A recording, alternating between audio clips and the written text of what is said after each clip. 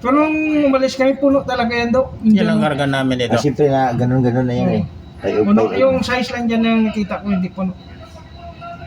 Sa karga namin. Puno-puno. Sino mo ito nakaputi? Yung Dito kwanta? ba Singapore? Sa biro. Souvenir yan. Na-hold kami Ay, dito. hindi. Kuhan yan. Cross siguro yan. Hindi ah. Na ano yan eh. 3 weeks na kami dito. Yung puti na to? Hindi ah. Ano kami Fernando po. Kasi atin yan eh. Ito. Pag dito kami sa Bistabon, naglilinis ng linis kami dito sa Bistabon. Kapalangan ko namin no? Sa loob. Ito. Yan. Ito naman lang wall dito. Harina to siya. Harina ito, harina. Ito naman, sukal, bigas. Yung kasamahan ko, taga Talibon to.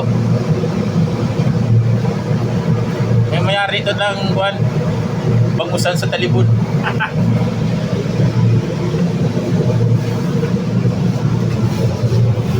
Yan naman yung basura namin na kuliktan dito sa loob sa Vista. Basura. Yung basura.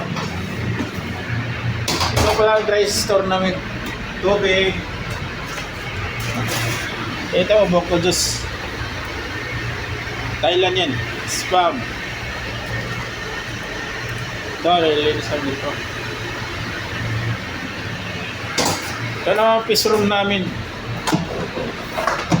May bigas. Yung fish room namin, no? Fish room namin yan. Kunti lang laman.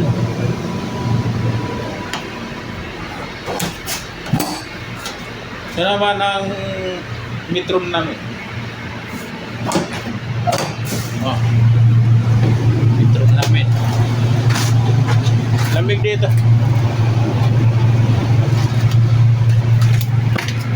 Labas mo na ako.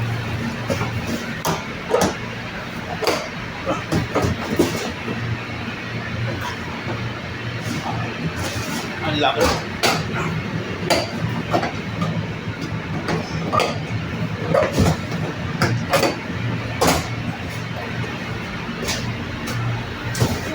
Tawag sa mga naglinis. Si Aljo.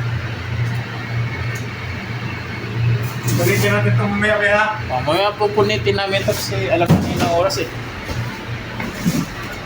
I-file mo. Magandang umaga, dito ako sa dry store namin. Nagpupunit ako ng karton nung nilinisan namin kahapon. Ito ang pupunitin ko ngayon. Ito. Ngayon dulo.